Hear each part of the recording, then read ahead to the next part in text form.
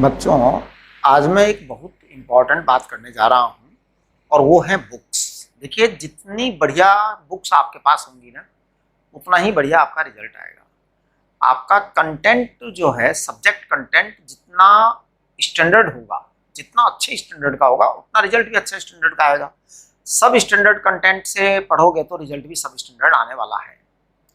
अब देखिए, जो अच्छी बुक्स है ना, उनमें सबसे बढ़िया बुक होती है एच.सी. वर्मा। एच.सी. वर्मा की जो बुक होती है ना, ये कंसेप्ट स्ट्रॉन्ग करने के लिए, कंसेप्ट क्लियर करने के लिए सबसे बढ़िया बुक है। इतना बढ़िया लिखा गया है, लैंग्वेज बहुत शानदार है, डिस्क्रिपेंसीज बिल्कुल नहीं है, यानी बहुत कम डिस्क्रिपेंसीज है। इसी तरह D C. Pandey is one of the good writer, very good writer, है ना। एनसीईआरटी जो है, ये आपके बोर्ड पर्पज से, स्कूल पर्पज से काफी है, लेकिन इससे कंपटीशन जीता नहीं जा सकता। इरोडोव की जो बुक है, ये बहुत अच्छी बुक है। इस बुक को हम आपको करवाएंगे जैसे ही आपका सिलेबस कंप्लीट होगा 11th एंड 12th क्लास का, तो ये बुक हम करवाएंगे आपको पूरा एडवांस से पहले करवाएंगे। जीसी अग्रवाल, ये एक अच्छी बुक है।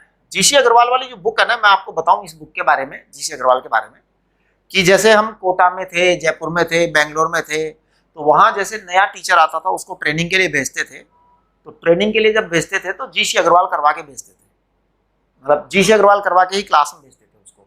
एक 6 नंबर है प्रीवियस ईयर्स पेपर्स, पिछले सालों के पेपर। 43 साल के पेपर आते हैं, दिशा के भी आते हैं, अरिहंत के भी आते हैं। दिशा की खास बात यह है कि उसके अंदर जेई मेन के भी पेपर होते हैं। अरिहंत के पेपर की खास बात है कि उसमें सॉल्यूशन बहुत अच्छा होता है, मतलब उसका जो है ना अप्रोच बहुत अच्छा जोरदार होता है। देखिए, अप्रोच पर मैं आज बात करने वाला हूं आपसे।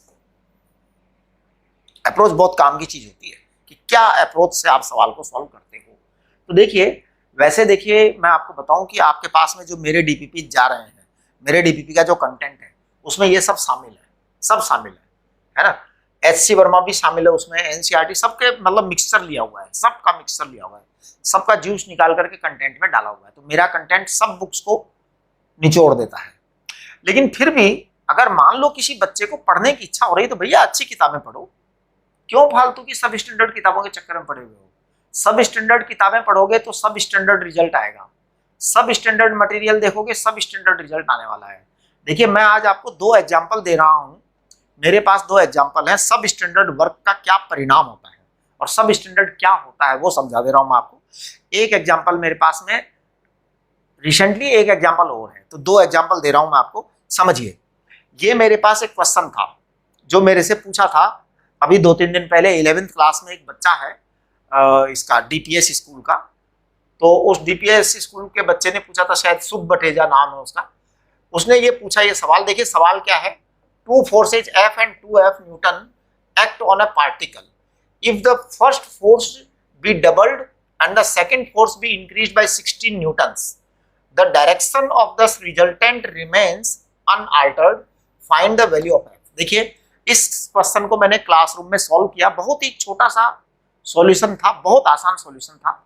लेकिन मैं आपको बताऊं कि जो सब स्टैंडर्ड सॉल्यूशन होते हैं, सब स्टैंडर्ड किताबें होती हैं, जो सब स्टैंडर्ड राइटर्स होते हैं, वो क्या क्या कर देते हैं। देखिए, ये सॉल्यूशन दे रखा है एक जगह, ये सॉल्यूशन दे रखा है बुक्स के अंदर, ये सॉल्यूशन दे रखा है उसमें डाउट नट्स में, बहुत सारी जगह दे रखा है, इसी तरह का सॉल्यूशन दे रखा है। और ये सॉल्यूशन मैं आपको बता दूं कि बिल्कुल भी नहीं करना चाहिए आपको इस तरह का solution. No need of such kind of thing, it is not required at all, not required, इसकी कोई जरूरत ही नहीं है जी।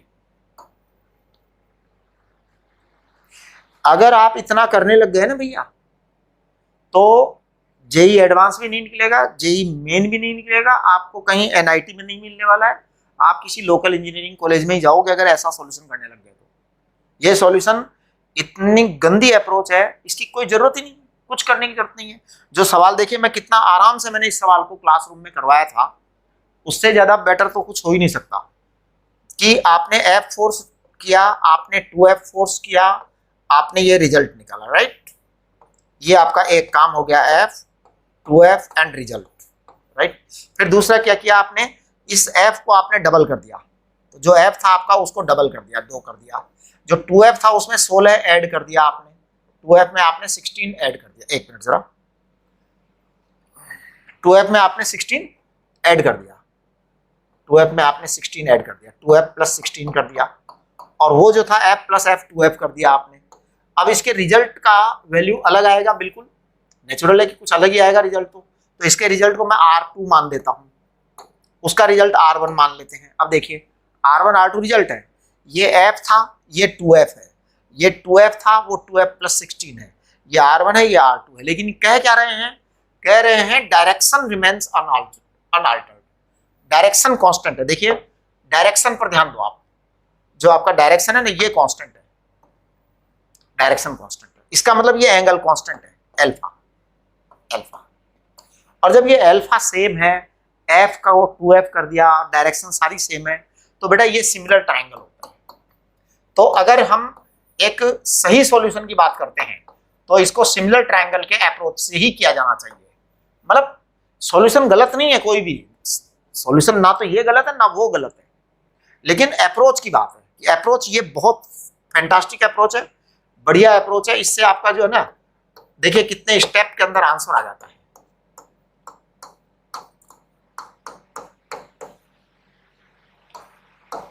ये आपका आ गया 4f 2f प्लस 16, तो आपके पास कितना आ गया, f बराबर 8 न्यूटन आ गया। ये आपका रिजल्ट भी आ गया जी। ओके, अब आप जरा वो रिजल्ट देखो।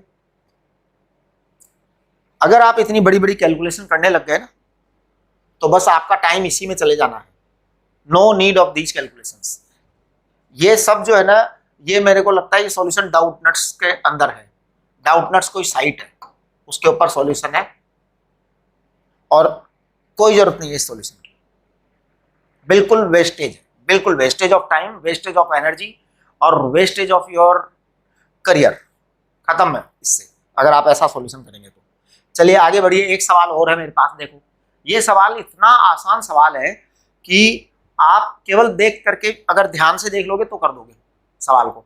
एक और सवाल है ये, देखिए, two forces while acting on a particle in opposite direction have the resultant of 10 Newton. तो देखो एक फोर्स इधर है F1 और एक फोर्स इधर है F2 और दोनों अपोजिट है, तो रिजल्ट 10 न्यूटन आ रहा है। रिजल्ट कितना आ रहा है, 10 न्यूटन। इसका मतलब F1 माइनस F2 बराबर 10 न्यूटन हो गया, ये इन्होंने बोल दिया। लेकिन जब इन फोर्सेज को राइट एंगल पे लगा दिया जाता है तो 50 न्यूटन रिजल्ट आता है।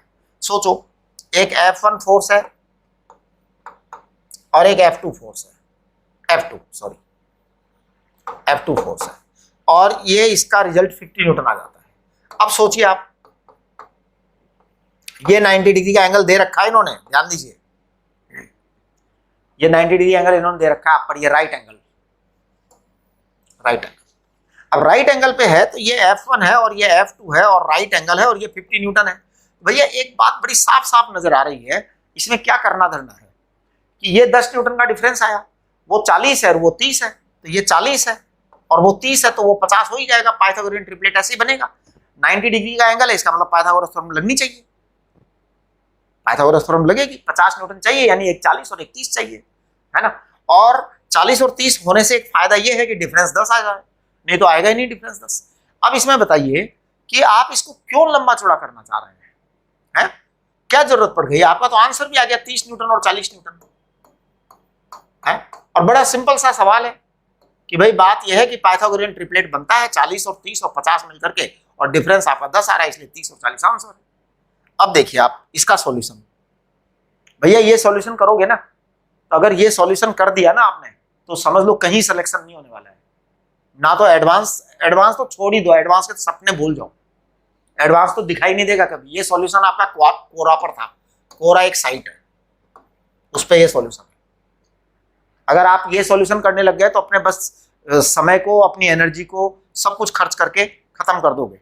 और देखो एक सॉल्यूशन और है इसका, ये सॉल्यूशन है, ये सॉल्यूशन toppers.com है, कोई नाम भी बढ़िया सा रख रखा है, toppers.com, ठीक है। ये toppers.com वाले ये सॉल्यूशन करते हैं जिसकी कोई रिक्वायरमेंट नहीं है, कोई डिजायर नहीं है। 2 मिनट में एक बार एक डायग्राम इधर बना करके समझाना था, एक डायग्राम इधर मिला करके समझाना था, 10 का आंसर लाना था, और एक डायग्राम इधर करना था, एक डायग्राम इधर करना था, 50 यहाँ रखना था और 40 यहाँ और 30 यहाँ, और डिफरेंस 10 का आ जाता है, खत्म। ये क्यों कर रहे हैं इतना लंबा चौड़ा सॉल्यूशन? बच्चे को क्या बनाना चाहते हैं? ये अप्रोच का डिफरेंस है। अब देखिए ये अप्रोच वाला जो मामला है ना, ये अगर मैं उन बुक्स की बात करूं जो मैंने बताई है, तो आप पढ़िए HC वर्मा की बुक, आपको अप्रोच वो समझ में आएगी जो मैंने की है। आप पढ़िए DC पांडे, आपको अप्रोच वो समझ में आएगी जो मैंने किया है।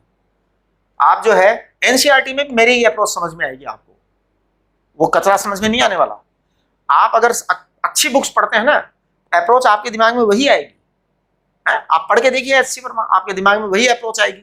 HC वर्मा का पढ़िए जो तीनों चैप्टर, HC वर्मा के शुरू के 4 चैप्टर पढ़ लो, आपके दिमाग में वही अप्रोच आएगी जो मेरी अप्रोच है।